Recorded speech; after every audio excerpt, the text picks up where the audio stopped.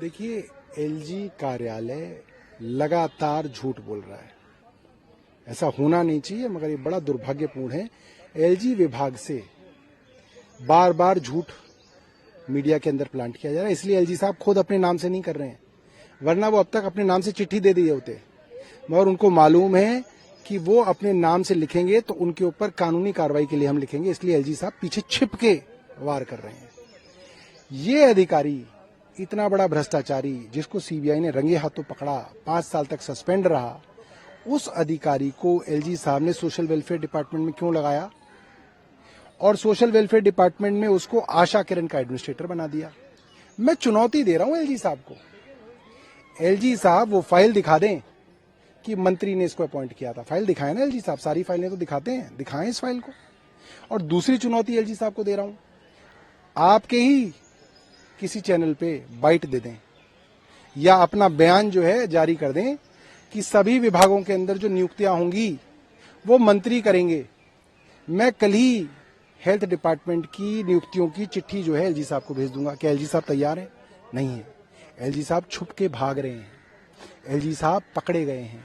LG साहब द्वारा जिन अधिकारियों ने भ्रष्टाचार किया, जो इस पूरी की पूरी हत्याओं के जिम्मेदार हैं, उनको बचाने की कोशिश हो रही है। अब तक एडमिनिस्ट्रेटर को सस्पेंड क्यों नहीं किया गया? अब तक इस विभाग के सचिव तावले साहब को सस्पेंड क्यों नहीं किया गया? तीसरा दिन है, एलजी साहब किसका इंतजार देख रहे हैं? एलजी साहब को जवाब देना चाहिए। वो अफसर अगर मेरा प्रिय है तो मुझे दुख होगा ना उसको सस्पेंड करने में। आपको क्यों दुख हो रहा है?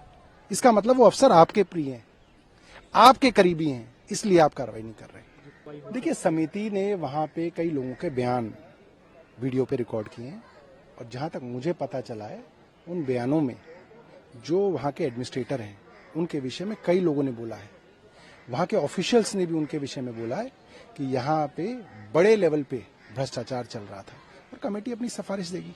देखिए, जब से ये किसान आंदोलन हुआ है, भारतीय जनता पार्टी की, खास तौर पे केंद्र सरकार की, पंजाब के लोगों को लेके, खास तौर पे सिखों को लेके जो सोच है वो उजागर हुई है। भारतीय जनता पार्टी के नेताओं ने लगातार सिखों को उग्रवादी कहा, खालिस्तानी कहा, और आज देश में इकलौता सिख मुख्यमंत्री अपने देश के प्लेयरों को बढ़ावा देने के लिए पेरिस जाना चाहता है, ओलंपिक्स में जाना चाहता है, उसको रोका जा रहा है।